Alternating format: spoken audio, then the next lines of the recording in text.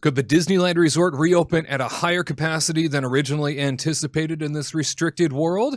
And is Walt Disney World about to celebrate yet another festival? Oh, I think they are, and they've got some dates for us. And tell me, what would you say the Magic Kingdom Park does better than Disneyland Park? We're going to dive into all of it. It is April 3rd, 2021. Kingdom Report Live starts right now. To all who come to this happy place, welcome.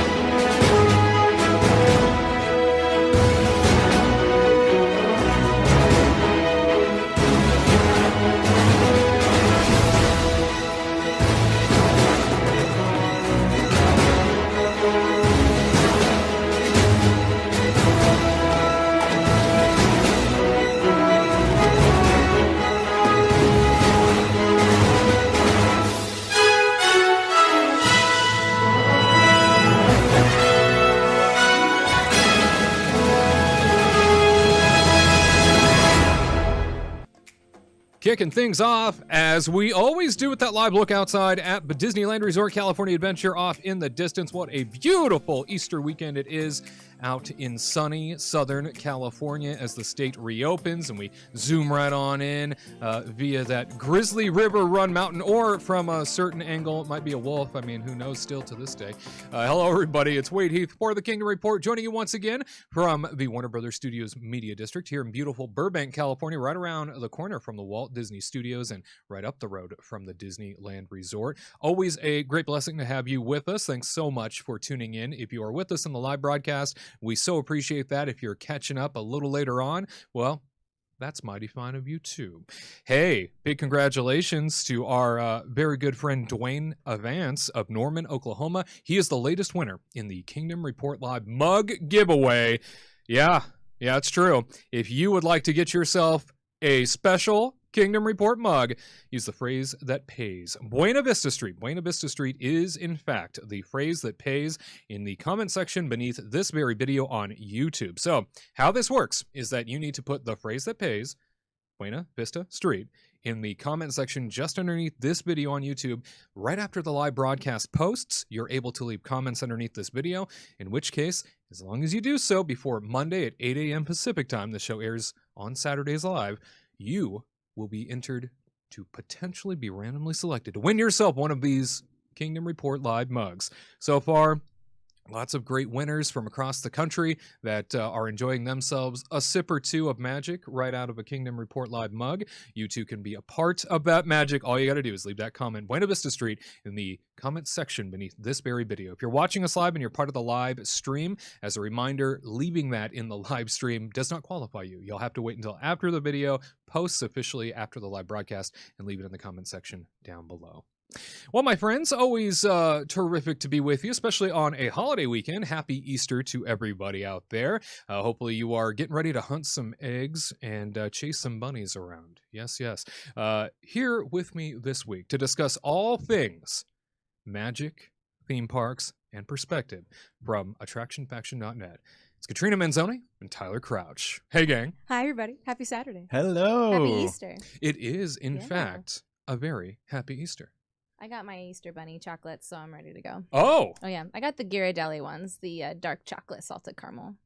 that really sounds good. So enticing right now. They're pretty good. It's delicious. My favorite part is just a little burst of salt at the end. Oh. You know, that's the best part, really. Are they filled with anything?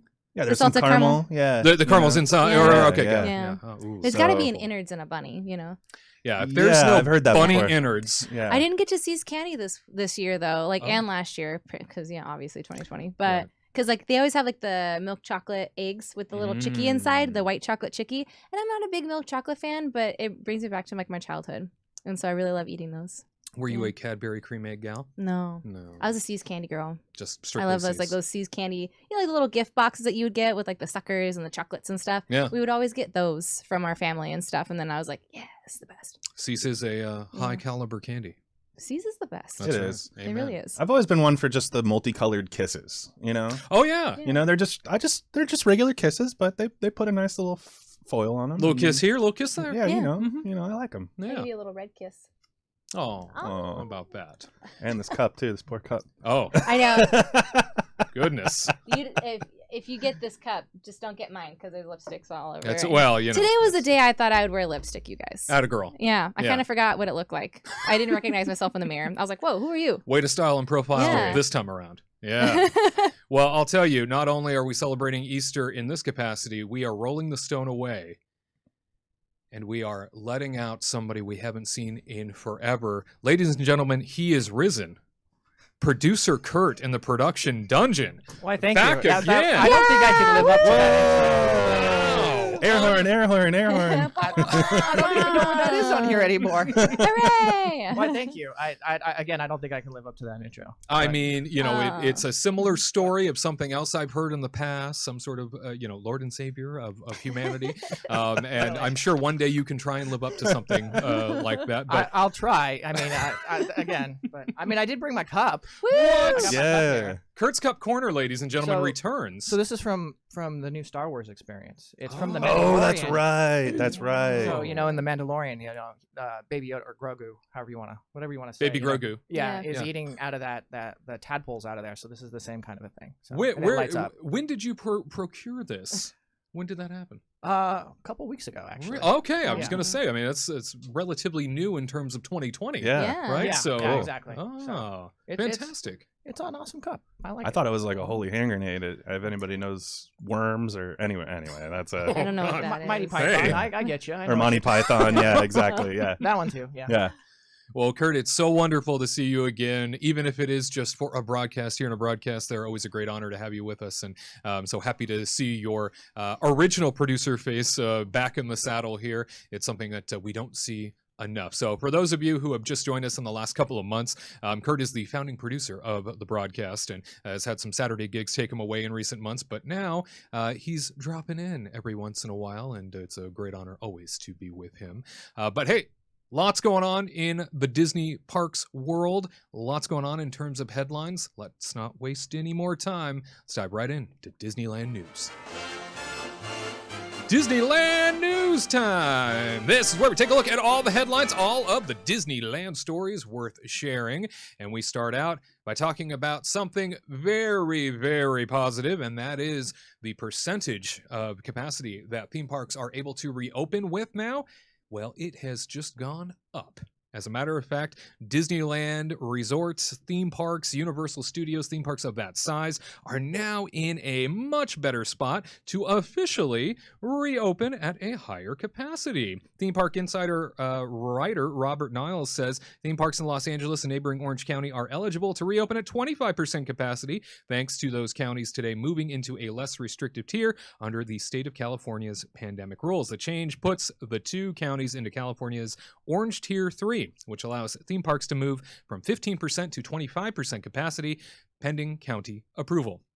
This affects Disneyland, Knott's Berry Farm, Universal Studios Hollywood, and Six Flags Magic Mountain. Los Angeles County officials, by the way, in a recent update, have announced that the orange tier changes will take effect on April the 5th, meaning that Magic Mountain will begin at 15% capacity for its first days back, and Orange County is approving the move, looks like already, when it comes to this new capacity. So fantastic news on that front. We're also hearing some odd restrictions that are in place for the reopening of Disneyland. Not only this news that's positive, but also some strange news on the front where there's a potential where indoor rides, and we're seeing this reported more and more now, according to the state of California, can only be at a certain level tier, can only be conducted, these indoor rides, at 15 minutes and below. So if a ride that is primarily indoors, an attraction that is indoors, extends beyond that 15-minute mark, it may not reopen officially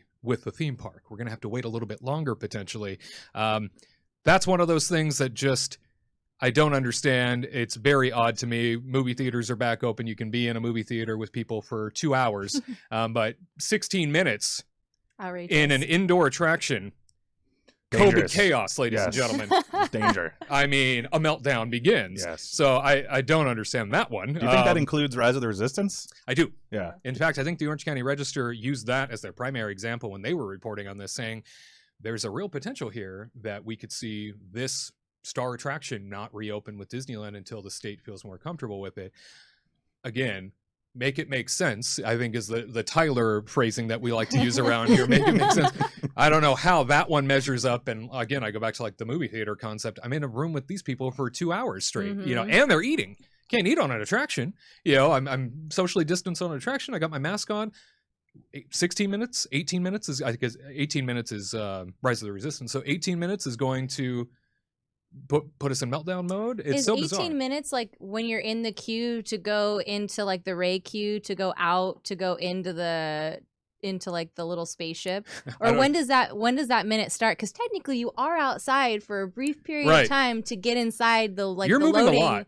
like the loading period. So technically you're in and then you're out and then you're in again. Yeah, you're moving quite a bit. So Yeah, I mean, it doesn't make sense. You're definitely moving from place to place quickly. I mean, I don't know. I guess you're near the same people, but then when you get to the actual ride portion, there's only 8 people in a car, and they're not. I don't think they're going to put 8 people in it, to begin with. Yeah. So I don't know. That's crazy. That's a little funky. Yeah. Yes, and we also learned this week when it comes to state guidelines and ticket sales. Obviously, Disneyland reopening, as we've mentioned before, only to California residents, only to people in the state of California.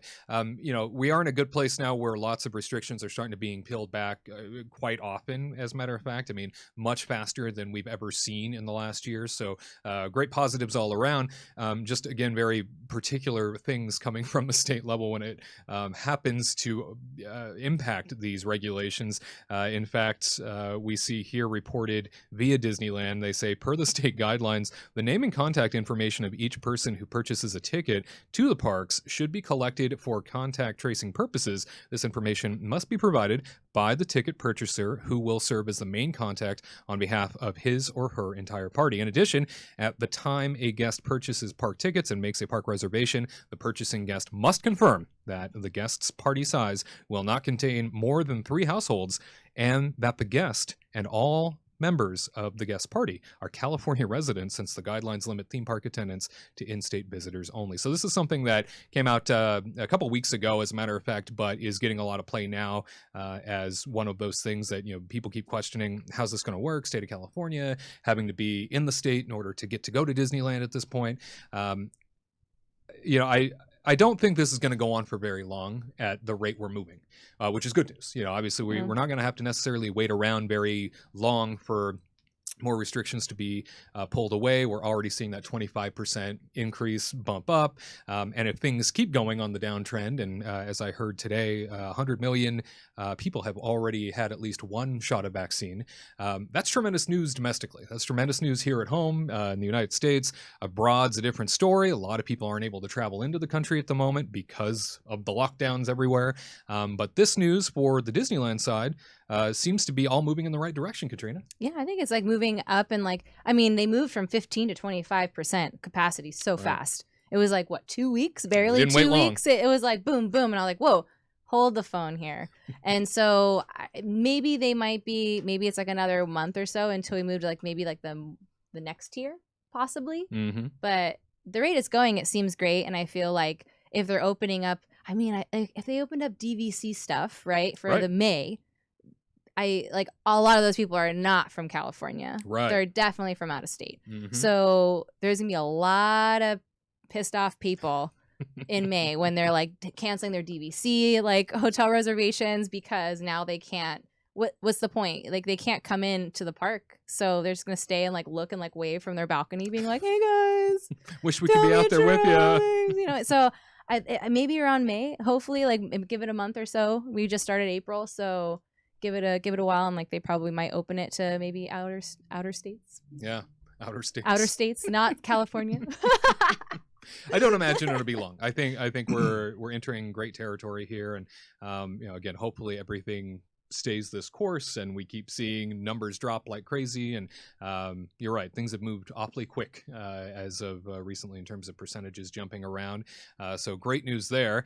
I'll tell you, over on Disneyland Park's reopening front, there's also some news this week about, well, a little more alcohol seeping in to our lives. That's right. Over in New Orleans Square, it turns out that Blue Bayou restaurant, yeah, that classy interior restaurant tucked away alongside the Bayou of Pirates of the Caribbean. Well, if you're an adult Disneyland fan, you probably already know that Club 33 and Oga's Cantina are the only two places to get booze in the park. But with Disneyland's highly anticipated reopening on April 30th, there will be a new spot in town to grab a mixed drink, and it goes by the name of Blue Bayou Restaurant. While the restaurant isn't new, it's getting a totally revamped menu to open its doors with, and after a year without Disneyland due to COVID-19, many of us are no doubt ready to indulge in a beverage or two. The new menu will include beer, wine, and a special hurricane cocktail, among other things like a non-alcoholic mint julep. It's even said that it'll be offering a celebration sparkling wine package. I mean, how fancy is that? It does sound like the restrictions for the alcohol being served in this location is that it has to be consumed there. It's limited to 2 drinks. So, no walking around with it outside, kind of like California Adventure allows you to. You can stroll a little bit. Can't really do that inside of Disneyland. So the restrictions still being put in place. I think we all knew with Oga's Cantina being sort of that gateway, allowing in the alcohol to Disneyland Park, that eventually it was going to pop up somewhere else. Oh yeah, we've been talking about this since before Galaxy's Edge even opened, because back when we were on another outlet, even we were talking about how there were being there were being taps and stuff being built into Galaxy's Edge. So we learned that, and then we were like, okay, so they're also building Tropical Hideaway at the same time. Like Blue Bayou is going to be a really obvious choice for alcohol. I think Tropical Hideaway, I bring it up, and I've been thinking this for years now, that I swear in the next few years here they're going to be serving little rum floaters on the Dole Whips. Like, I really do believe that. And I think we're going to also see Carnation Cafe possibly get alcohol down the road. Sure. So this is a long time coming. I think they've been planning this for a while, trying to figure out how, to do this. I think with everybody so happy to come back now that COVID has taken us away from it for, a good year, everybody's going to be like, okay, you're bringing back alcohol, but at least I'm back at Disneyland. I can't be too mad at you. Can't be too mad, Disneyland. I love you. But so I'm not one of those people that gets upset about it. I think having a 2-drink maximum, it's like people aren't going to be walking around wasted. I mean, and really, like, if you're worried about people walking around wasted, like, you can still go get wasted over at California Adventure and then walk over to Disneyland. Like, it's not that hard. Like, so I don't know. Your wasted tips this week by Tyler Crouch. That's right. No, that's not even a tip. That's just saying, like, listen, you're not really preventing that much is all I'm trying to say, you know? Yeah, sure. So, I don't know. We all knew it was coming. So I'm happy about this. Don't get me wrong. I just don't want them to open it for walking around. I'm like one of those people. Like, that's like precious ground, right? Yeah. But I'm happy that it's a 2-drink limit, because I get worried as a person who has been in like food service and stuff. You don't want people just sitting and taking your table, especially at Blue Bayou. Blue Bayou is like, they do cater, it's like a catering food event, right? So it's just, they want you to choose your food, your 3 items, they give you the food, they want you out. They want to keep moving those tables along. So if it was whatever drink you can have, those people are going to be milking that drink and then try to like just admire the view and admire the scenery. So I'm happy that it's 2 drinks, and then plus on top of that, like, it is like, it's a good thing because they've done it in Magic Kingdom. Magic Kingdom has like, Skipper Canteen, like, be our guest. If you're paying a pretty penny, like, I want a drink with my food. Every time we go to the Blue Bayou, I'm like, God, if I can only have a glass of wine with my steak, wouldn't it be nice? This would be so nice. I would actually have to guess that a lot of that is probably one of the biggest questions they get when just like, regular guests would go in there like, oh, do you guys have beer or anything? Wine? Like, no. Do you want a mint julep? Right. No. It But does feel like a very classy establishment. swanky. You would kind of anticipate, especially with like a maitre d', and you have these upscale sort of nods to a restaurant that would have alcohol. Right. Yeah. It is kind of surprising when it does not. And I mean, for what is it, 60 plus years at this point, it hasn't, and most people have known. I mean, it's a small step forward, and if they even did do something at, I mean, again, like Tropical Hideaway is like a perfect area because it's kind of closed off, so they can like stop people from taking alcohol, and then even if they did like the rum floats or something, they can still serve it in one of those like weird iridescent colored cups, so they know that there's alcohol in it. Is that the right word. color? Yeah. Like I don't know. I don't know. But That's a good word. yeah. Okay. Calm down. I was like, is that the right word? Oh my god. But anyway, they can serve it in one of those iridescent cups, and then they can stop them being like, nope, there's alcohol in there. No. And if you really need alcohol, like if you're just like, ugh, I just need, go pre-order it on your phone. No, sorry. Yeah. Sorry. Wait. What were you gonna say? Sorry. Oh my god, that's like such a mom look I gave him. I'm like, anyway, but like pre-order it on on your mobile phone. And walk across the way to go get it. By the time you order it and walk over to like DCA, it'll be done. Not too Order hard. a beer, it's not a big deal. But I just don't want it. I just don't want like a drink. People walking around in Fantasyland. I just can't even imagine them spilling beer in Fantasyland or something. I'm gonna lose it. It's just precious ground. I'm okay with sit down restaurants though, because in Magic Kingdom, you don't even know really. Yeah. Like it's out of sight, out of mind. You're just like, oh. Like, I'm going to go to Skipper Canteen. Wait, you serve wine and beer here? Mm-hmm. Kind of thing. You go to be our guest, you pay $80 for their dinner, and you're like, oh, okay, cool. But you don't really think about it when you walk around. So I think it's like how they're doing it. It's really nice. Yeah, as long That's as all I they have to keep say. those restrictions in place, shouldn't be too much of a problem. You're right, Magic Kingdom's a great place to point to. You don't really see it out and about or anything, so that's good news. Let's jump over to producer Kurt. When it comes to adding some booze back into Disneyland Park in a few more spots, at least one at this point, what do you think? Are you somebody that likes to have a little wine with dinner? I don't drink much in the parks. Oh. That's just the way I am, But hey, I'm not opposed to people. Back to your guys' point, I have a friend who brings in a stroller and he hides his booze underneath the baby. Oh my god! So Yeah. no one's gonna search there, right? Nobody, so if you want, Now they will. Yeah. now they will. So if you want to bring alcohol in the park, I mean, you're gonna get it. So why not? Disney make some money off of it. Why not? I mean, those prices are going to be pretty high for a glass of wine, and it's going to be like, not a great Estancia or something, gross, cheap box wine or something. Yeah. And plus, like, there's so much security around there. You're not going to be able to pull anything fast on them. Like, you're not going to get What are you going to do? Pour it in a flask? You're like having your 2 glasses of wine, you're like pouring it in your flask, being like, I'm going to get away with it. Well, at least I will have my alcohol somehow.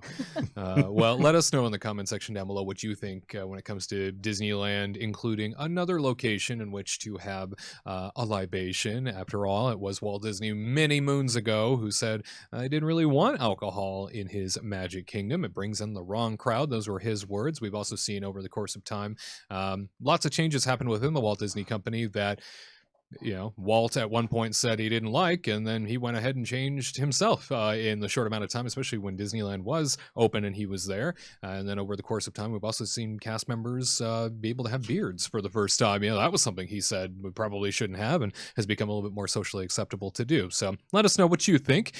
Moving along here, when it comes to Avengers Campus joining the California Adventure Fray, the Orange County Register is reporting that Avengers Campus is going to be a little bit like Disneyland's Tomorrowland. When I heard that headline, I freaked out a little bit. If you know Tomorrowland at Disneyland, it is a place that is stuck in so much of the past and has just a terrible time moving forward in terms of technology and in terms of attractions and experiences. And it's been a product of not being able to move forward and have all the right things come into place in terms of new attractions and entertainment. And they've just kind of let it exist on its own for a little bit. And rather than go pay attention to it, they built Galaxy's Edge. Rather than pay attention to it, they built Marvel Avengers Campus over in California Adventures. So it's kind of funny to hear the Orange County Register say that Imagineers are on board to make it like Tomorrowland. The quote reads, "We realized that Avengers Campus was really our opportunity to create a Tomorrowland for California Adventure and really look forward and tap into that spirit of Silicon Valley through inventors like Tony Stark and to really dream about what the future could be," Walt Disney Imagineering Executive Creative Director Brent Strong said. Strong said fellow Imagineers Scott Drake, John Morrow, Brittany Howell, and Steven Spiegel took part in the recent D23 fan club Magical Milestones 20 Years of California Adventure online panel hosted by the Imagineering story documentary filmmaker Leslie Iwerks. The new Marvel-themed Avengers Campus will debut later in 2021, the story says, after California Adventure reopens on April 30th, following a year-long coronavirus closure. Avengers Campus was set to open in July 2020 before COVID-19 put that project on hold. So obviously, this is something where what they mean is they can keep changing it over the course of time. Walt Disney's original vision of Tomorrowland was this is a world on the move. It's going to keep growing. It's going to keep becoming something different because the future is always happening and it's fun to look into the future. The problem is you got to have people that are, number one, willing to spend the capital to keep doing that. And number two, bring that group together for the sake of creating something and hopefully it works. Tomorrowland has had a lot of problems over the course of time, especially at Disneyland. There are other versions of Tomorrowland around the world and even sort of offshoot versions of Tomorrowland that seem to work a little bit better in theory because it's not constantly trying to predict what the future is going to be like and then just get stuck in this retro future type atmosphere where nothing really changes and it's just kind of a depressing part of the park. So it's cool to see that they want to do this with California Adventure and have a land that can keep growing and keep becoming. I just hope they commit to it. Yeah. That's the question, isn't it? Right? Yeah. Yeah, I mean, where are the droids at Galaxy's Edge? We were promised droids. I right. don't. Where are the space aliens? Like where's the story? They're even throwing the story away already. Like, Yeah, weren't they supposed to like follow you when you go to the stores and stuff to continue your story? there was supposed to be like, yeah, there's different, scoundrel, rebellion, whatever, First Order, and that doesn't mean anything, even though they said, oh, your personality is going to follow you through the land. It doesn't Right. doesn't do The anything. droid makes a different sound if you put the chip in. That's pretty much it, right? Like that's So the only thing, extent. the main thing that I can think of changing over time at a Marvel area is like, okay, we're going to now tear down Doctor Strange's area and build another themed area, and then we'll put another Marvel character there that is now popular in a new series of movies that's going to be coming out, in the next decade or whatever. Mm-hmm. So I think that's what I could see changing over time. I wouldn't expect the Spider-Man ride to change. I wouldn't expect maybe the food will change here and there a little bit, but I don't know. I mean, I think you're right to be like, to compare it to Tomorrowland isn't the most. You don't want to hear that. Freaked me out right when they now. said that. I was like, please don't say that. Those words together, it's like dead ends. Yeah, you've already proven that you can't keep up with Tomorrowland, and you've just sort of let it be. And this isn't really so much a criticism as it is a heartfelt depression from a Disney fan of what the idea of Tomorrowland was great. Walt Disney's vision was amazing. And unfortunately, over the course of time, corporate politics and all of these problems get in the way of, sort of creating that futuristic vision of what that land's going to be. And then other projects take priority, and then you get what we have today. And it's basically a second shell of Star Wars. I mean, there's not a whole lot going on there. And I'll be grateful when it does reopen, thankfully. But it's just like there's not a whole lot happening in the land, and there's a lot of unused real estate. Yeah. I feel like, and then on top of this too, like you're saying, like if you knock down Doctor Strange's area and try to rebuild a new area, how long is that rebuild going to take? 3 years? Yeah, right. And then on top of that, like no one wants to see a wall where something used to be for something new to happen for 3 years. Mm-hmm. And on top of that, how are they going to keep up with this when there's one that's supposed to be in Disneyland Paris that's supposed to connect to this campus, and then in, I don't know, is it Tokyo? But they're not like copies of each other though. They're not copies, but they're all supposed to be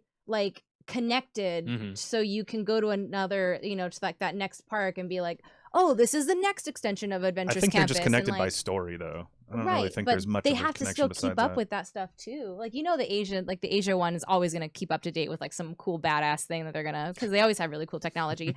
But like, again, you like want to upkeep it to make it better than Tomorrowland.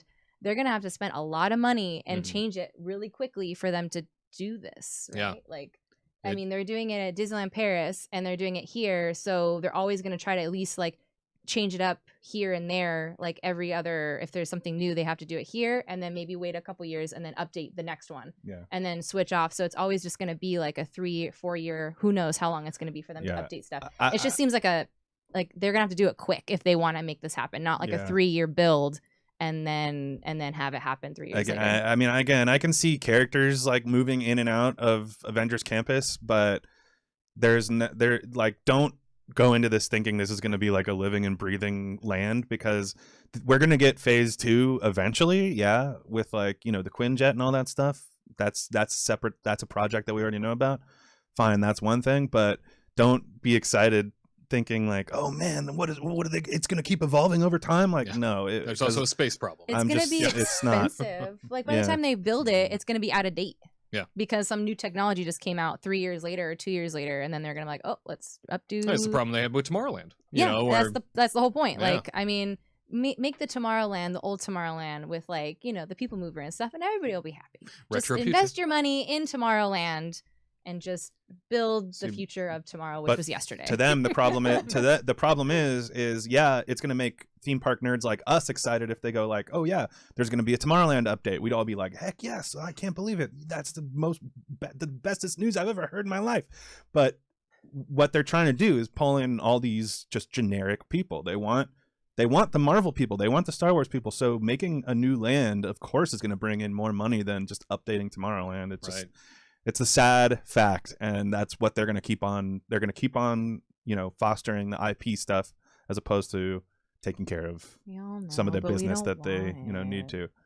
It's like an old man who needs to go to the dermatologist. You're like, you really should get that checked out, you know, like, and Disneyland's like, no, I'm good. And you're like, no, Disneyland, please. That doesn't look right. Go to the dermatologist, please. You know? Yeah. That's exactly what it's like. I mean, that's a good analogy. To a T. Absolutely. Producer Kurt, what do you think? Avengers Campus, obviously coming online later this year, as the story mentioned. It's a place that doesn't have, in terms of growth opportunity, other than the Quinjet ride that's supposed to come up behind it, and in that last sort of parcel of land back behind California Adventure. You know, that's the last real space that they can build into. Do you have high hopes that this is going to be Tomorrowland 2.0? I mean, I would love it to actually be a working Tomorrowland. I love Marvel and that franchise so much, so I have really high expectations for this. So unless it like really delivers, I'm going to be really sad, unfortunately. But I would be okay with them just bringing in, all right, current movies coming out, let's bring out those characters, you know, try and evolve it to what's going on currently in the Marvel Cinematic Universe, just so that it kind of reflects that. I'd be fine with just that. They don't have to do a lot to impress me, I guess, but I just want so much from it. And yeah, see, I'm not expecting them to. That's not what I expect out of this. You know what I mean? So, like, I don't know if this is their words or just you know, the OC. No, those are their words. Like, so it's Disney's words, right? That's the Imagineering team's words. So just be quiet. Like, you know what I mean? Like, lower the expectations. Like, please, like, just be quiet. No, like, really, you're doing more damage to yourself. By just talking about this. Like, just keep it on the down low, because you're gonna blow up expectations so much. And it's just like, I get it. You worked really hard on something, and we're gonna appreciate it. I mean, sometimes I sound a little negative. I'm gonna appreciate it. I'm so excited to go to the restaurant, to Pim's, and see the stunt show. I'm so excited for those things. But please let us experience it without like building it up so much, because it really ruins it. I mean, like Galaxy's Edge, they started talking about all this stuff, and we're like, when's the droids gonna come? Right. Like, when the only thing I was like more intrigued about on Smuggler's Run was the detailing of the queue. That's like, I was like, look at these vents. This is great vent. They had that vent was machined somewhere. I know. I was like, you can't buy this at Home Depot. Like, I was more intrigued by that stuff than the ride. Disney nerd is the right term here. That's right. Wow. And Make it's certainly a t-shirt. true. Look at that vent. The vents, though. But what about the vents? Yeah, you're right. I mean, they are good quality vents. They are great quality vents, yeah.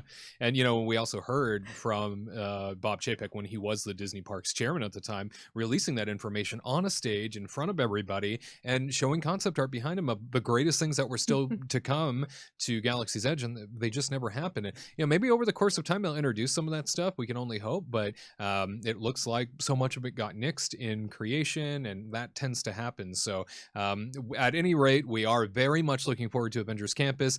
Don't know if it was the right comparison by the Imagineering team to say it'll be like Tomorrowland, especially given the fan woes when it comes to a place like Tomorrowland at Disneyland. It needs so much attention, and I know many people agree. So let us know in the comment section what you think, how you feel about it, and if you're looking forward to Avengers Campus debuting this year, give this video a big thumbs up.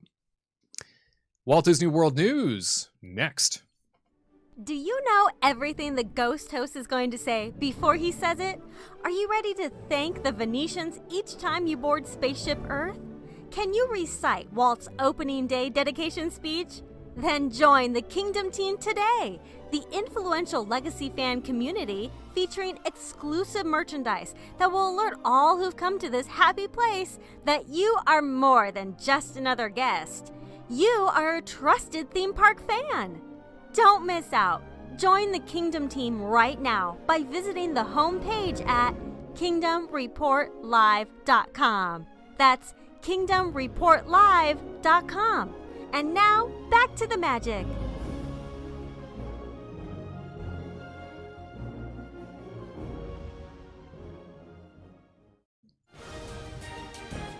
Gared on the go time. Walt Disney World reporter Gared Hassel standing by somewhere in Orlando. Where you at today, buddy?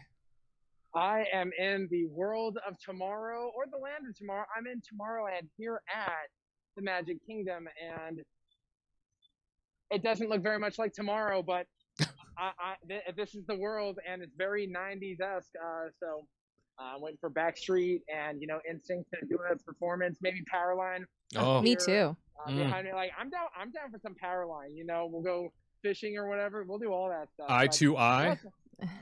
Eye to eye. Eye to eye. Yeah, I'm not going to try to impress anyone with my singing and dancing, but I got it down. I mean, you hit us with the razzle dazzle last week, so we anticipated a little razzle dazzle this week, and I mean, I guess we got it there in the opening eye to eye line. So thank you for that.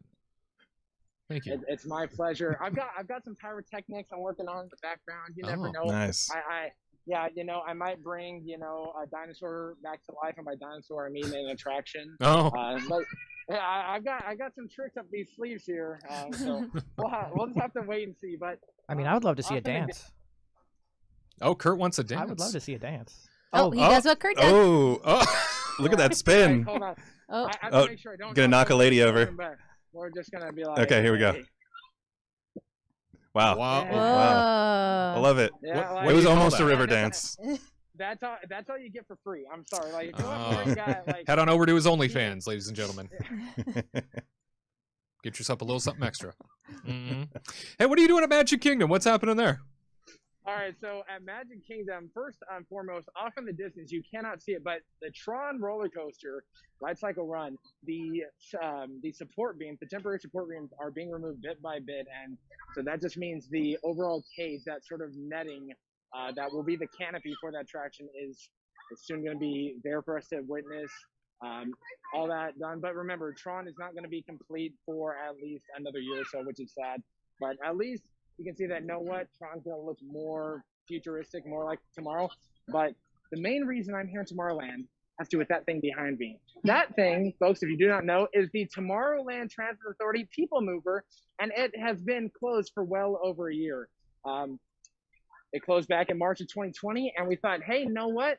By April 4th, Disney had said it's going to come back online. That is dead wrong, folks, dead wrong. The PeopleMover attraction has been delayed again for like the 14th time again. The Walt Disney Company has said, hey, it's going to come back online after April 30th. So May 1st looks like it's going to be the opening date for that attraction to come back online. The question is, will we push that back until June 1st, or Do we just wait? No. Let's do it October 1st at the start of, the That's a great date. Yeah. 50th, the 50th anniversary of this great park opening. But yeah, the People Mover, those have never been on it. It's a very leisure driven ride where you hop inside your vehicle, and it takes you around the world of tomorrow, where you get to see different things and you just get a people watch. It's very relaxing. And for us here on the show, it is one of our favorite attractions. We absolutely adore it.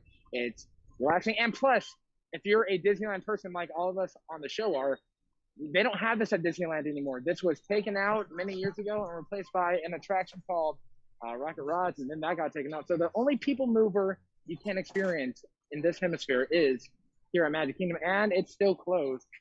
So we are desperately looking forward to when this thing comes back on. And like, the views from up here are fantastic on hot, busy days.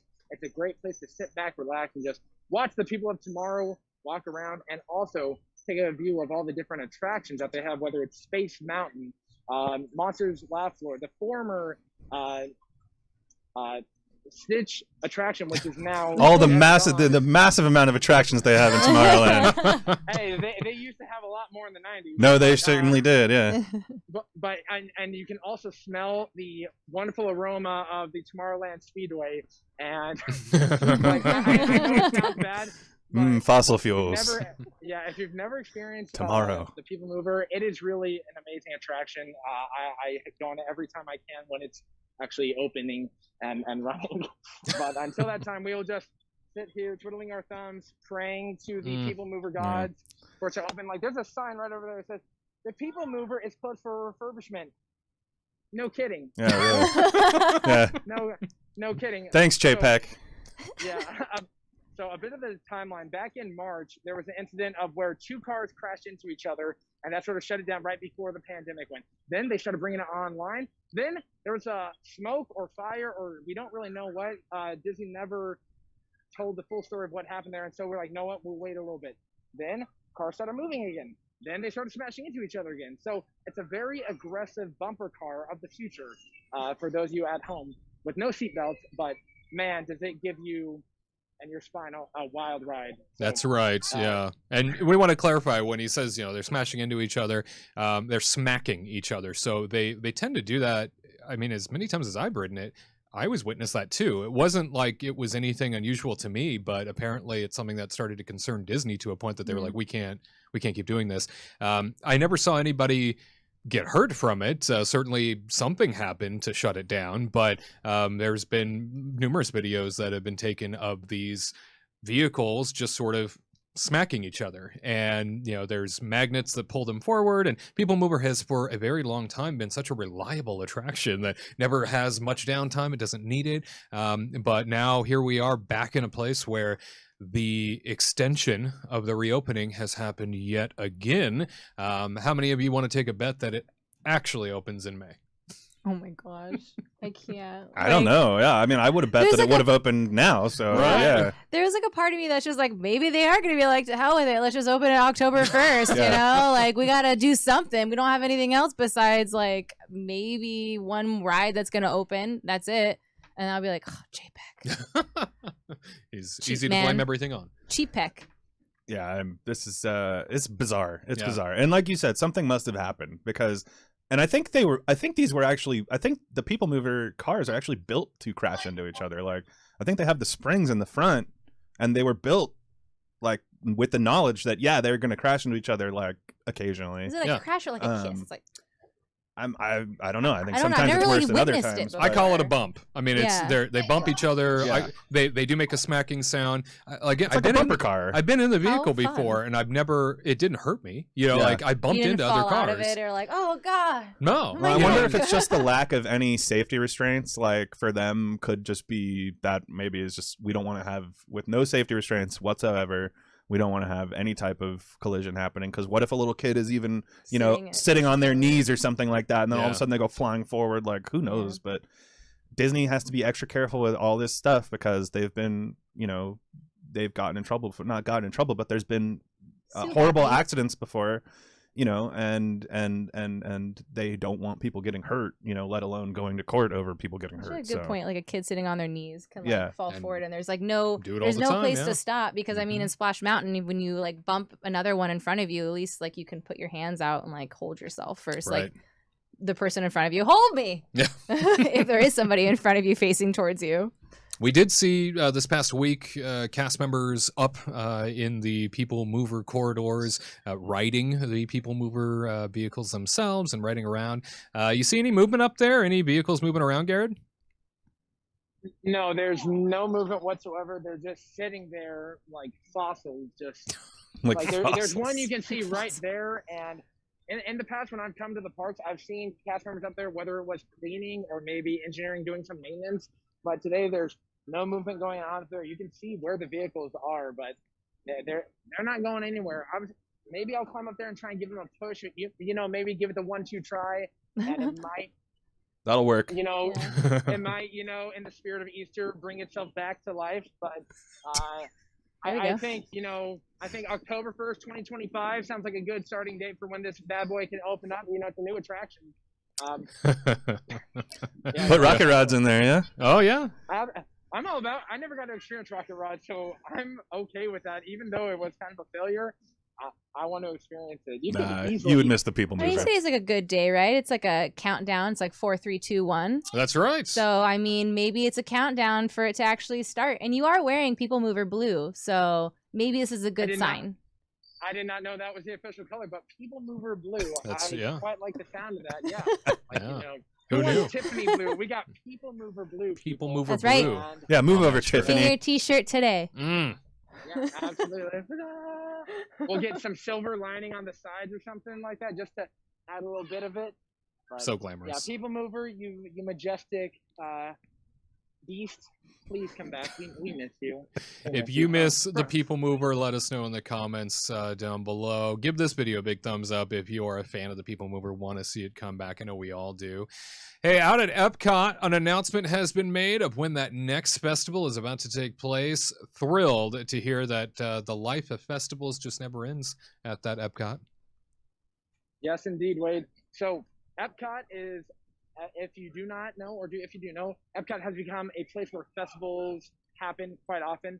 In the fall and winter, or in the winter, you have Festival of the Holidays. Then you have Festival of the Arts.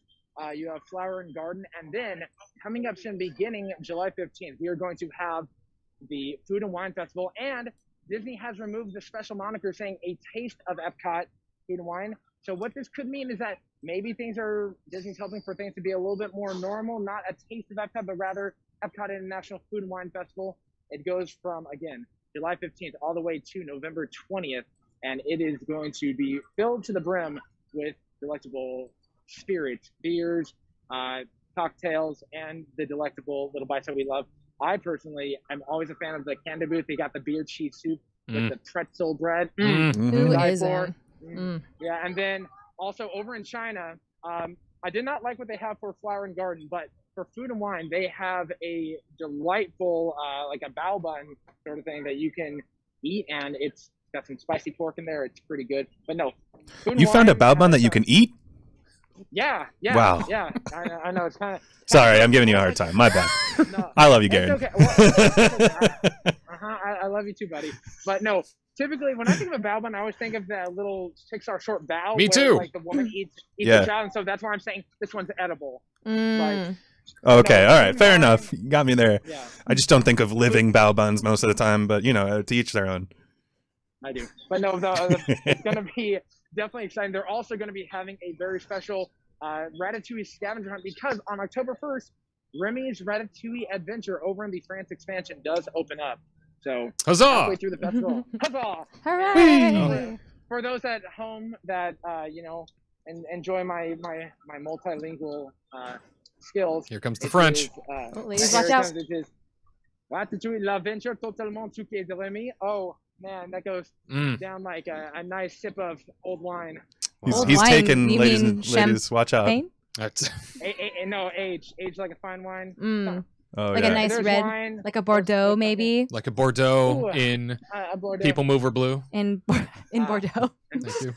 Yeah, a Bordeaux in Bordeaux or champagne in Champagne. You never know. But yeah, Food and Wine, it's very exciting. My favorite festival is Festival of the Arts, but Food and Wine, they have some amazing dishes that you can only get during that special time of the year. So I'm looking forward to doing that. Hopefully you guys will come with me, whether it's you, the viewer, or you on the show. Kurt, come on out to Florida. We haven't seen you in a while, buddy. I miss you, you beautiful person. I will be right out there, you know. I mean, I got some stuff going on in my life right now, but I'll be right out there as soon as I can.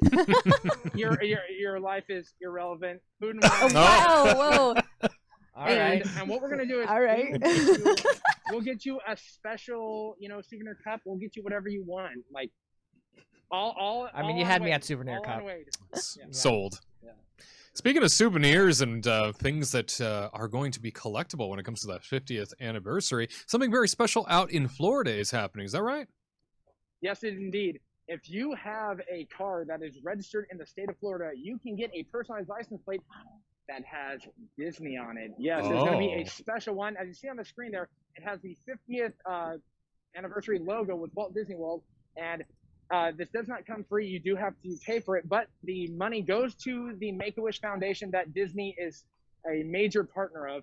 And a little history in order to get this. In order for there to be a custom license plate inside of Florida, it has to have at least 3,000 people sort of pre-order it, and it hit that pretty dang fast, as you can imagine. So if you come out here, in the fall, expect to see, that 50th anniversary gold and purple on people's cars. You can customize it. You can always have it say, Kingdom Report if you can figure out the letters or whatever, or KRL, Kingdom Report Live, but it's very exciting. There's a lot of custom license plates right now in Florida, but this one is the first Disney one ever that I've seen, and I can't wait to see it, all around. It'd be cool if they gave a special parking spot if you had this license plate. It's like you have preferred, then you have Disney license plate preferred, and you get a park in the front. It's just like a line of them. Oh, yeah, 50th preferred. Yeah, 50th preferred. It's way in the back. Yeah. Do you think I'd get in trouble if I tried to register a car to Florida? I mean, you'd have to leave it there. Probably I'm not. not going to go into I'm not going to go into the legality I think of that, Tyler. Okay. I think if I got pulled over enough, a cop would be like, "Yo, dude, what are you doing?"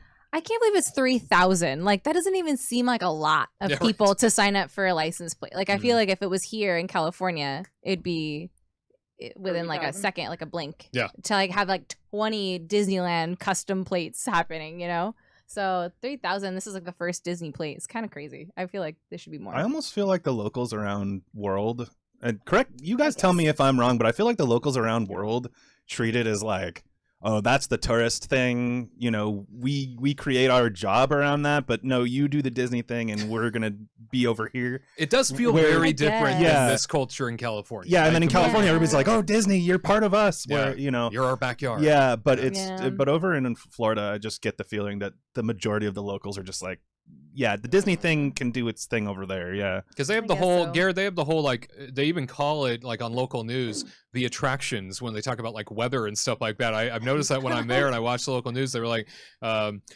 now taking a look at the weather over attractions, and it's basically SeaWorld, Universal, Disney, and they kind of like it's like its own little island basically within Central Florida.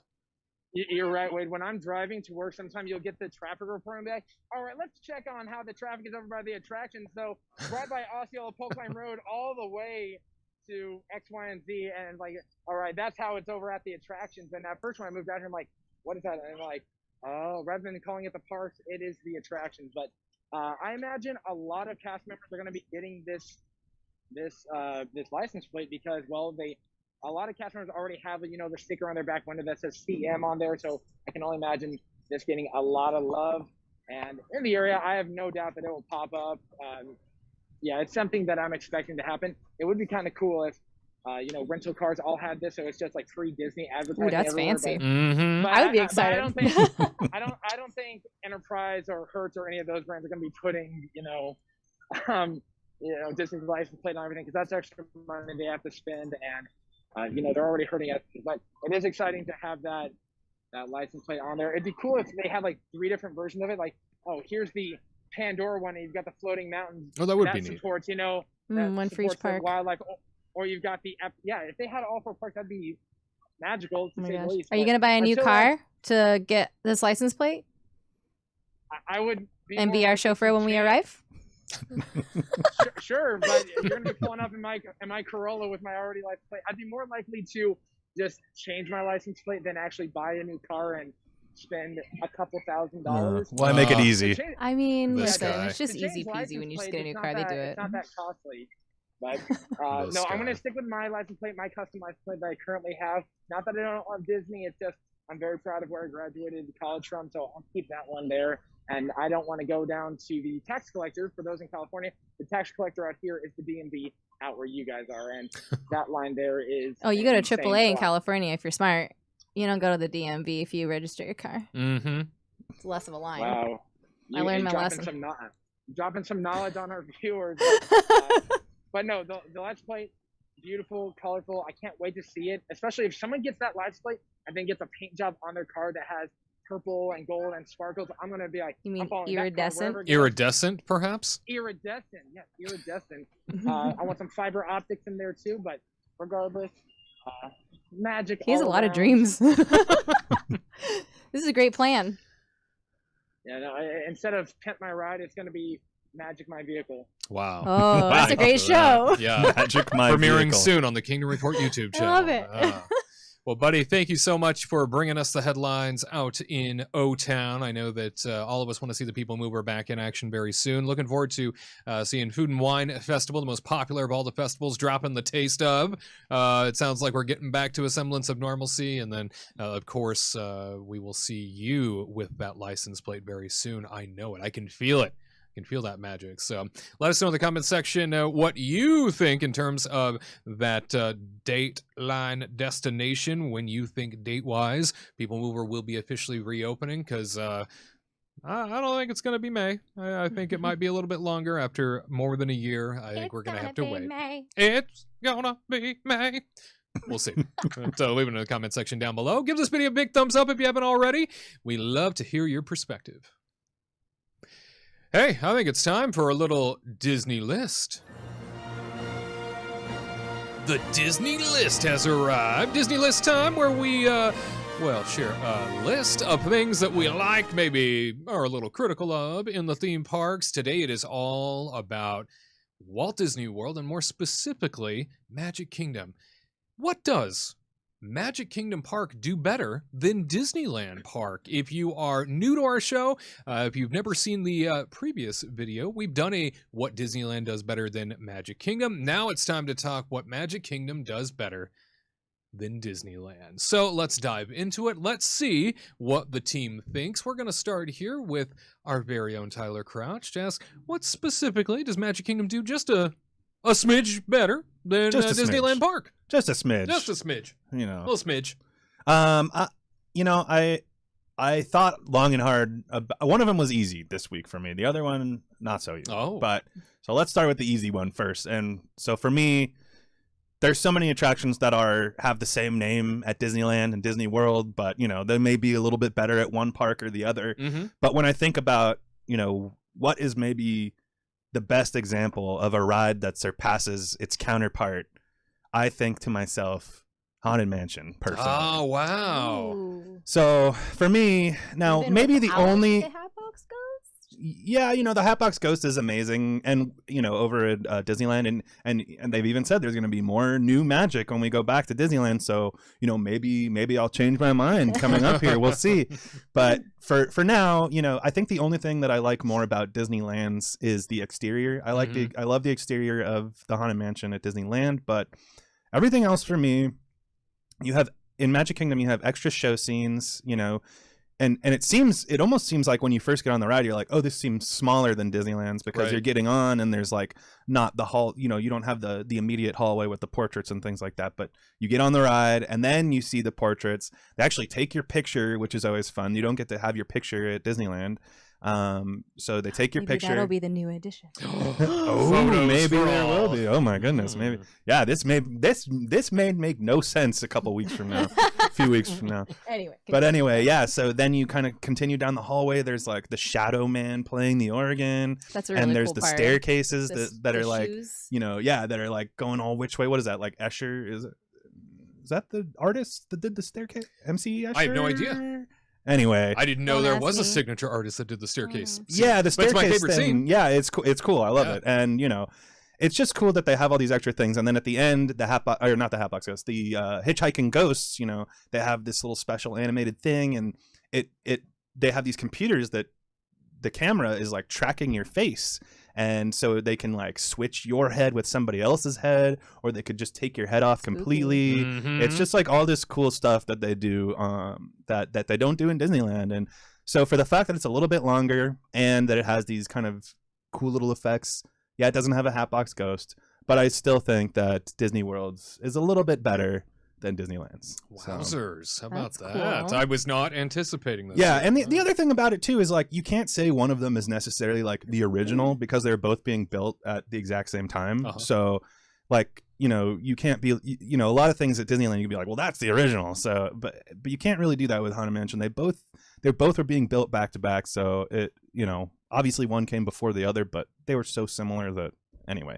Yeah. On to the next one. The next one for me is going to be, and this was like tough for me, but I'm going to say space. I just think that the amount of space, I meant like space. The ether. clouds, Yeah, right. the final frontier. No, but just like every single walkway at Magic Kingdom is like twice as large as any counterpart walkway at Disneyland, and so when you first get to Magic Kingdom and you look out at the hub and everything like that, it's massive. I mean, you could probably fit 2 Disneyland hubs into one Magic Kingdom hub, if I had to guess. But it's just incredible how large Magic Kingdom really is. Mm-hmm. So I mean, to me, it's the amount of space, and not to say you can necessarily spread out, because even if you go there, I mean, there's never really a dead time anymore, unfortunately. Sure. I mean, with the COVID stuff, yeah, you could spread out a little more, but just imagine, though, if we had a theme park that was the exact size of Disneyland with the Magic Kingdom crowds. I mean, oh my God. it would be at capacity every day. I wouldn't like going. No, it would no, yeah. So, I mean, it's nice to have a lot of extra space. Now, what they really need to do is tear out that flying carpet ride over in Adventureland, because that thing. Oh yeah, that's the Because the that thing bottleneck. is it's like they always put in a spinner ride at the worst place possible. Like, I think that was like their point, right? The Imagineers were like, okay, let's bottleneck somewhere. Let's put create Yeah. traffic flow Yeah. problems in this land. somebody, right here. yeah, exactly. Somebody looked at the map and was like, "This park is perfect." No, wait. There's no place for the traffic to bunch up over here, so got to build that anyway. It has to be an Adventureland, Yeah. just like Disneyland. It has to get choked. Exactly, Yeah. exactly. So I mean, I think the amount of space is a big deal, and it feels like there are places in Magic Kingdom where you can have like a quiet moment, which is not necessarily the case at Disneyland. Mhm. So, yeah, those are my 2 things: Haunted Mansion and just the amount of space. Yeah, no, great ones to pick from, and certainly 2 that might say I agree with. I do feel like the Haunted Mansion out there, especially with more scenes, especially with Halloween when it comes around, and the Halloween parties at Magic Kingdom, they get to use the Haunted Mansion in a way that our Haunted Mansion at Disneyland doesn't get to use. And there's performers, and you've got your ladies from inside that are of the ghost caliber, as well as butlers that are of the ghost caliber. So I do appreciate both of those. Let's jump out to the Magic Kingdom now, where our Walt Disney World reporter Gared Hassel standing by with what tops his list when it comes to what Magic Kingdom does just a smidge better than Disneyland. So it's actually happening right now. Is I'm it? going to turn the camera around. And I think Disney World does a much better job at parades and It's Tinkerbell. shows overall. Yeah, you got Tinkerbell going along right there. Hi, Tink. Yeah, bye Tink, yeah. But overall, from my background in, sorry, let me reset my camera. Jeez, oh my gosh, I'm so sick to my stomach now. Okay, all right.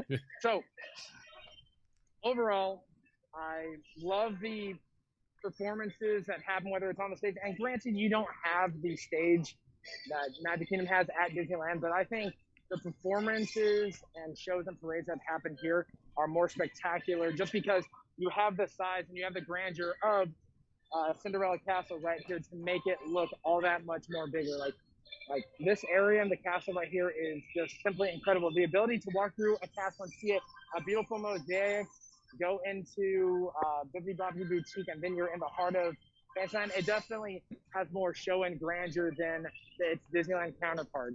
So that's my first one. For those of you out there, you may know that I am very pro Disneyland, where I think almost 90% of what Disneyland does is the superior in every way. So finding a second one here is quite challenging. But I would have to say, it sounds weird, but the wide walkways here, for the most part, except for Adventureland, are pretty spectacular because you have room for everyone to, you know, watch parades go by, walk into the castle, versus, you know, that narrow drawbridge that they have at Disneyland. Even Main Street here is a little wider, but it's a lot shorter. So it's wider, but not as long. But the walkways here are great for, you know, getting crowds through. There's also evac route A, B, and C that they have, where they open up more walkways to get people through. But that's really all I can say in terms of Magic Kingdom being better, because I think majority of the time Disneyland's better in terms of attractions, food, and just overall design. But that castle and the shows and the parades, it's quite amazing out here, because I've seen, you know, parades out at Disneyland and dancers have missed their steps completely and just butchered the performance. Well, out here, it seems like they're doing Broadway levels every single time. So, I don't think I'm watching the same shows. Whoa. no, okay, for example, one time my girlfriend and I, Ariel, we went and we had an interaction with a princess, and it's like she didn't even know what story she was from. And it kind of made us a little baffled. Like, why are you, that's, we were very thrown off and confused, and we don't know if maybe like she needed a little bit more magic in her step, or she hadn't had like a cup of tea or something. But like, it just seems like the show here in terms of entertainment is a lot higher, and that's what I'm sticking to. Well, all right. Whoa. Scandalous to the nth degree. Producer Kurt, do you have anything that comes to mind when it comes to what Magic Kingdom might do a little better than Disneyland? So for me, the biggest one is how their lines are structured. I feel so more engaged at Magic Kingdom than I do here over at Disneyland. And I feel like they have stuff going on in the lines and everything else. Like Seven Dwarfs Mine Train, they have that little gems going down the river. Pays to have that room. Yeah, exactly. Yeah. It That's really gone does. now. Yeah. Yeah. Oh, did they take it out? Yeah. Oh.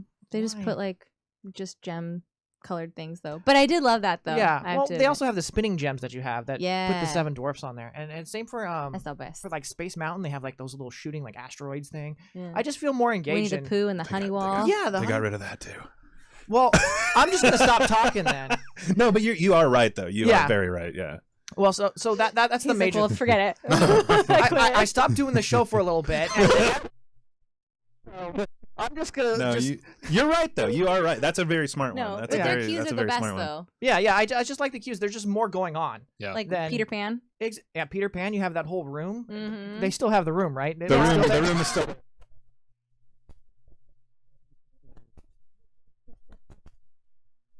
Again, I haven't been there in a while either, so who knows? It's been a little while. Yeah, and the second thing for me is the castle. I just love that castle. Mm. I love Cinderella's castle. That wow Picturesque, factor is man. something Yeah. else. With those yeah. clouds.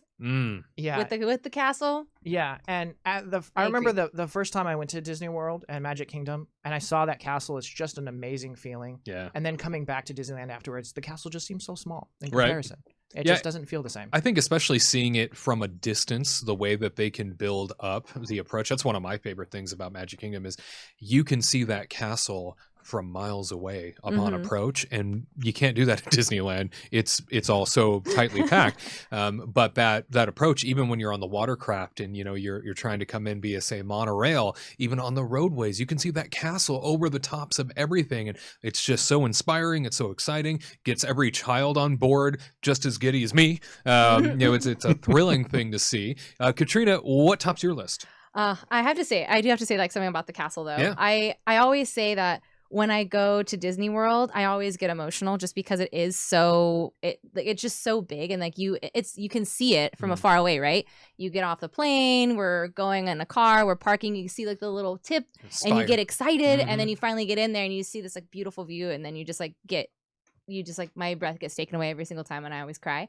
And then so it's like then you go to Disneyland, but it's like seeing like your mom and dad is like going to Disneyland for me. Like I love them and I know they're always going to be there for me. But then like going to Disney World, it's like seeing like a relative that I haven't seen in a long time, like my grandma in Italy. What a great way to put it. Like, and then you just get so excited to see it, and then I just get like overwhelmed with emotion. You know what I mean? We know you cry the moment you hit Main Street. You see the castle. Man, I've seen video those of it. videos. It's so great. there. And Tyler's always there being like waiting for me to cry. Anyway, but my two, there's a common theme going around here. Yeah. Crowd control. Right. Yeah. The wider walkways, how they're able just to maneuver us around. I mean, we're like cattle to them. So they're just like, you go here and we're all like, moo, and then we like move into this like another, and we like go into this other walkway.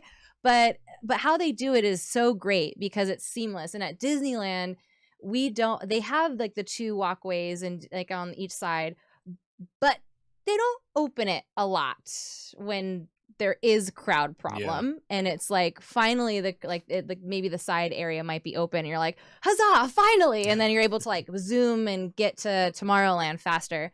And at Disney World, they know to keep those sides open, so there's like mobility around. So I agree with everybody. Crowd control. Yeah. But wider walkways, great job. Pretty cool to have, in recent years, them create all of that additional parade viewing, fireworks. The grass viewing, area is really beautiful, that they created. Perfect. It's like very picturesque. You can like, I always like imagine like, oh, it'd be so nice to have like a picnic outside and just, it'd be so romantic. And then you think about the weather and the humidity, you're like, a great idea. And the bugs. And the bugs, I'd be like, no, I'm okay. But I mean, that's just like a great, beautiful area to have viewing and like that cool picture shot that they have with the castle. Like I wish we had that, but I mean, it looks way better at Disney World. And then my second one is fireworks. Oh. They're just so beautiful. Again, they have their own property. They're able to do the fireworks the way they want them to. I mean, I feel like rain or shine, they will do the fireworks no matter what in Disney World. Yeah. That's and true. At Disneyland, it's like, did my hair move? Oh, no fireworks. Not at all. Nope, sorry. There was a breeze. There was a little We're breeze. Done. We can't do it. And then everybody's just like, gets up in arms and they get upset. And that's like what things you need to know about Disneyland is like, they can't, like the fire department comes in and then they have to say yay or nay for the fireworks that night. Yeah. And I know like if they have them ready, they have to fire them off after a couple days, like this, not the next day, but the very next day. Yeah. They have to fire it off anyway. So, but again, like if you go and you're like, your heart's set on fireworks, prepare yourself at Disneyland because it may not happen. But at Disney World, it definitely will happen. I feel like only once did they ever delay fireworks, and that was at Epcot, and that was like, the only time they ever delayed and it. I think they did it for like lightning. Yeah, and there was like lightning problems, so that's completely different than winds. But anyway, so and then like when they do like the special one, that's like the one, not the 180, but it's pretty wide fireworks that they have for like the holidays. The one that wraps around the whole property. Oh my God, it's mind blowing. And like from there, you have to make a reservation at California Grill. Yeah. And see it from a different point of view. If you have never seen it before, you may not see like the cool projections on the castle, but they pipe in the music on the inside and outside. So if you have like a late night reservation, I feel like they do say like if you have a reservation at night, you can come back to view it outside on the patio. You can do that. Or on the balcony that they have.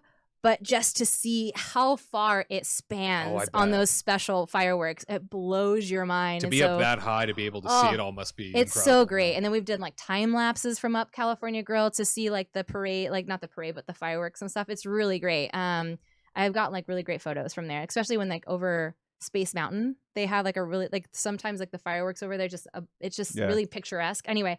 Well, they do those, the really cool thing that they do at the Magic Kingdom fireworks shows are the perimeter fireworks. That's what we're talking about. Well, they're just like encompassing the entire park. I mean, that's the coolest thing. It's called the perimeter fireworks. That's what I'm talking about. Okay, fine. Sorry, I misunderstood then. I thought you were talking. I thought you were just saying. Never mind. I misunderstood. No, but like the ones that go the perimeter fireworks, the one that like spans, and you're just like, where do you put these things? And anyway, but yes, that's what I was talking about. But I just misunderstood. And then also they have really big ones. They're like just humongous fireworks that you just can't have at Disneyland. Yeah, they do feel your heart will move because of how big the boom is. Like you're just like, oh my God, what the hell?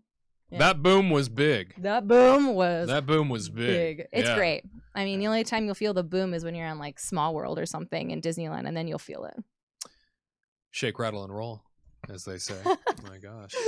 Well, you let us know what you think when it comes to the Magic Kingdom having a leg up on Disneyland. What tops your list? Leave it in the comment section down below. Make sure if you haven't already, give this video a big thumbs up. We always appreciate it, and we're always looking out for your perspective. More Kingdom Report Live for you next. Hey Kingdom team, do you need more magic in your life? We understand, which is why we connect you to more of what makes you happy 3 times a week. Catch our theme park coverage, vlogs, and reviews every Tuesday and Thursday. And experience the Kingdom Report Live, streaming every Saturday at 3 p.m. Eastern, 12 p.m. Pacific. That's new content every Tuesday, Thursday, and Saturday, crafted with you in mind. Don't miss out. Be sure to subscribe and activate notifications at The Kingdom Report on YouTube. And catch every update throughout the week at Kingdom Report Live on social media. See you there!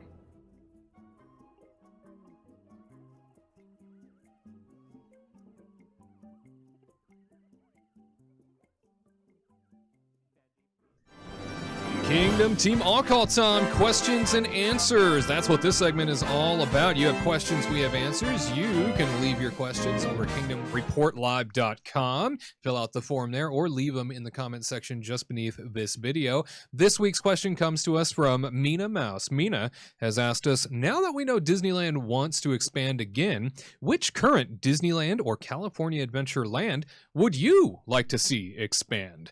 This is an excellent question, Mina. Thank you for sending it on over to the team. At Walt Disney World, Gared Hassel is standing by in the Magic Kingdom. We have Tyler and Katrina here with us locally. Hey, Gared, we will jump out to you first. What do you think when it comes to Disneyland or California Adventure expanding a land that currently exists? What would you go for?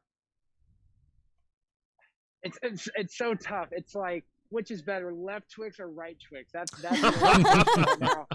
best way of comparing it, because those two parks out there are just beautifully built. And after the remodel of California Adventure, back in early 2010s, it only got better. But I would have to say, I want to see California Adventure get a little bit more love in the expansion way, just because, like, yes, they're getting Avengers Campus. Yes, they have Pixar Pier now. I apologize, haven't been there in a while. Jeez. But Forgiven. I'm down for California Adventure getting some more land, whether it is a Wakanda area or, like, I'm not saying add like a land that you currently have out here at Disney World. I want them to renovate and do something creative. So California Adventure should get an expansion. I don't know what that should be exactly.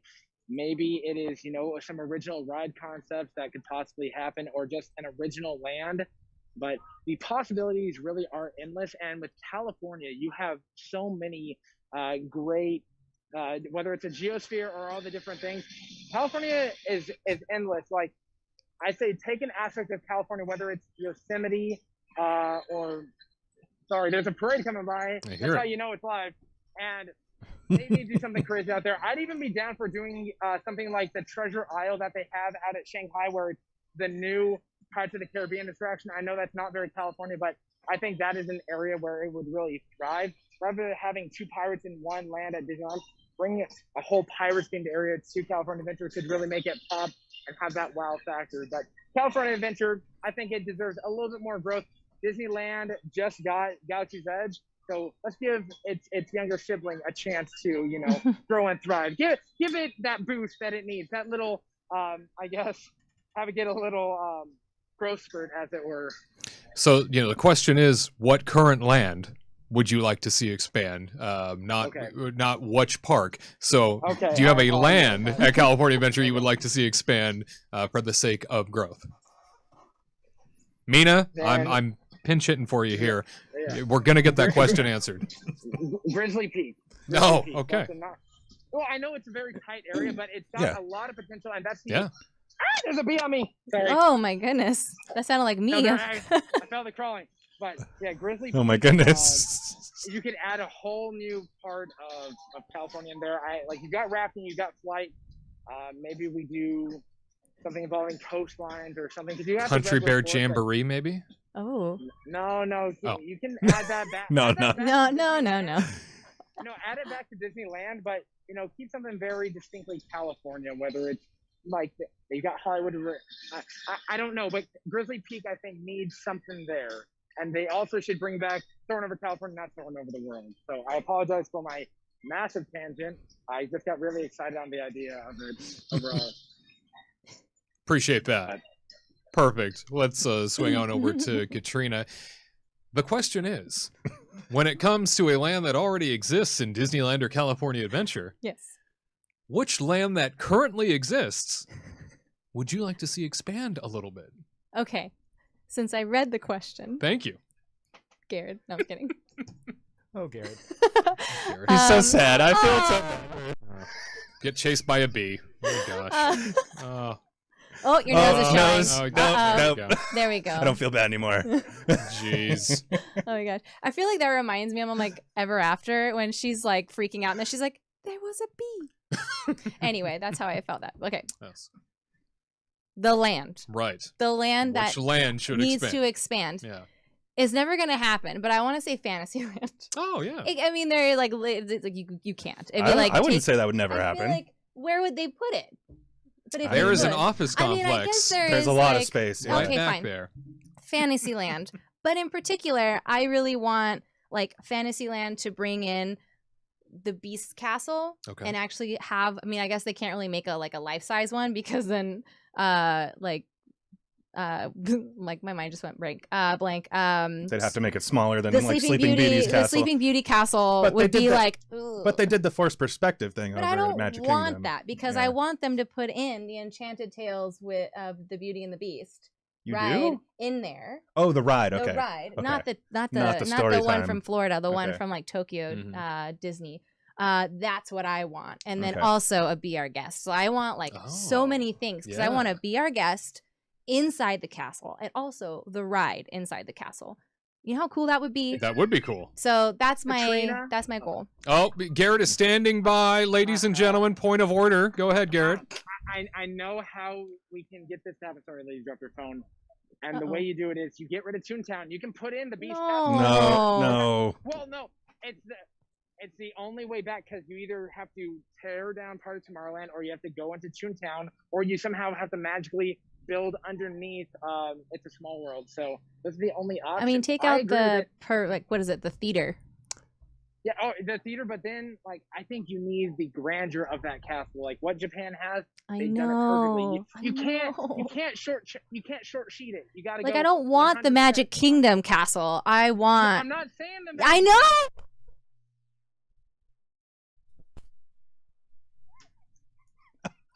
That's it. Unbelievable. We love you, Garrett. I agree with you. I agree. We need that beautiful, beautiful castle and how big it is. That's what I need. There's a I lot of know. passion happening today. We're doing a family trip to Japan. Let's go, guys. Yeah. Oh, All right, I let's can do it. feel the intensity. Let's go. coursing on through my Garrett. veins. First class Yes. all the way. Thank you, Garrett, and your Sky Miles. Hey, Tyler, Hey, what's what up? about you? What do we talk? What's the question? Yeah, exactly, right? No, so Mina wants to know, Okay. when it comes to Disneyland and California Adventure, what current land that already exists should be expanded, in your opinion?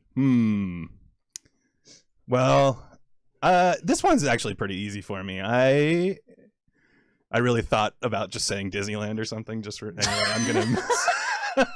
Want me to I'm throw sorry. something at you? I'm sorry. No. For me, it's Adventureland. Like, Oh, yeah. and listen, if I'm gonna be real, if Mhm. they're expanding the parks, I want brand new areas. I don't want them to expand an area. Take away But- things from a current area to expand. You don't want them to do that. No, I'm saying that if they're going to, like, when they're going to build this expansion, Yeah. I want something brand new. I don't Yeah. want them to say, okay, this is an expansion of Critter Country. Like, that's not what I want. I want them to say this is a brand new land unto itself, The Skipper Canteen. With- Yes, type thing.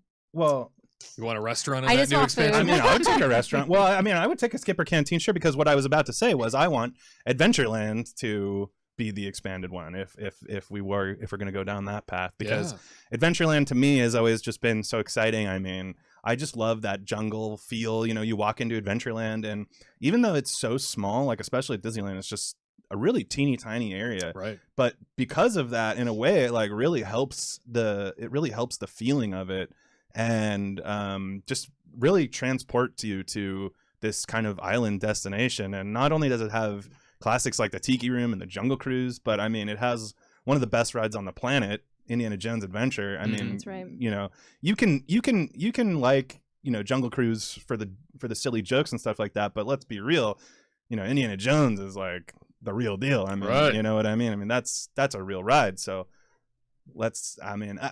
so just everything about it, you know, is really cool. And even hearing like little tidbits about, like, I remember people were so angry when like it used to be, you know, there's a treehouse there and it used to be Swiss Family Robinson, and they've changed it to Tarzan, and everybody was up in arms. Why are they changing it to Tarzan? I can't believe they're doing this. And like, I've heard stories from Tony Baxter, you know, specifically saying that like they saved the treehouse because Disney wanted to tear that thing down and build shops and make more money. And, you know, Tony Baxter was like, no, please just let us save it any way we can. And they put Tarzan in there because that was the new movie at the time. And he not single-handedly, but he saved the treehouse, you know, with a great group of Imagineers, I'm sure. And so it's just cool to hear about that stuff. The treehouse, you know, not something I do every time I go, but it adds to Adventureland. You see that big giant treehouse from, you know, the Rivers of America area, and you're like, wow, that place is cool. So I don't know. To me, I would love to see Adventureland expanded. I love the tiki stuff, love the jungle, love the adventure, love Indiana Jones. Let's do it. I would love to see an Adventureland expansion myself. You know, you're right. It's such a small space and it packs such a huge punch immediately. I mean, because it doesn't have a lot of room to do so. And yeah, you walk away with all the feels from that one land. And I think I've said before on this broadcast where if you can go into a land and it transports you somewhere else, Disney's done their job, and you really do feel like you've been, you know, taken, you know, somewhere foreign, somewhere you've never experienced before. Adventureland certainly does that for me. Producer Kurtz, is there a land between Disneyland and California Adventure that you would like to see get expanded? Does the parking lot count? Can I ask for that? Expand that parking lot. I'd probably agree with Fantasyland.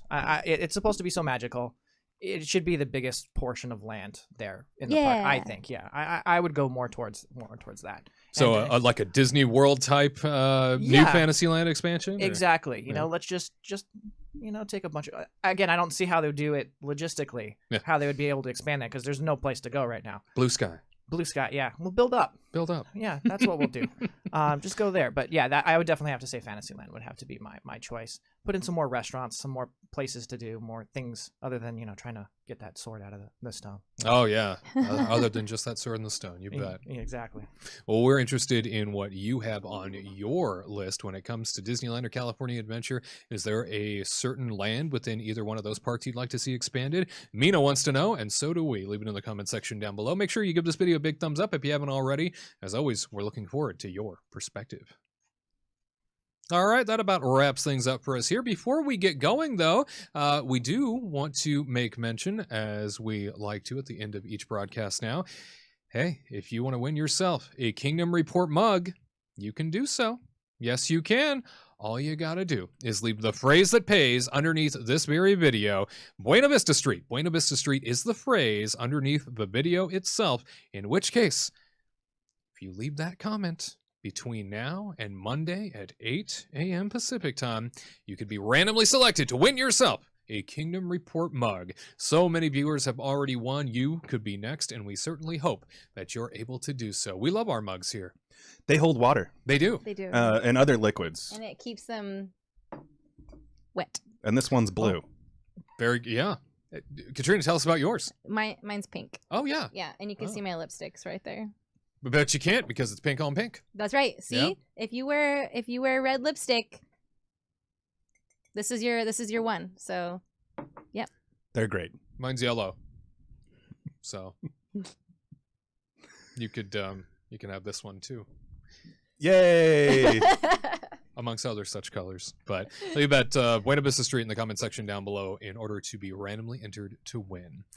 Well, we wish you a very happy Easter. It's great to have producer Kurt back with us for this broadcast. Great to have Tyler and Katrina with us and Gared Hassel reporting out in Magic Kingdom for us. As always, we look forward to being a part of your weekends. We'll be a part of your weekend next week, however, in a different form. You can look forward to a very special video where myself and Gared Hassel are in Walt Disney World together.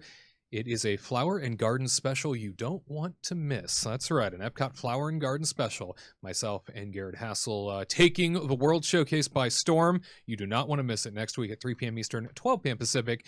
Hey, the legacy of Walt Disney lives on because of people like you and me. Hope to see you next Saturday.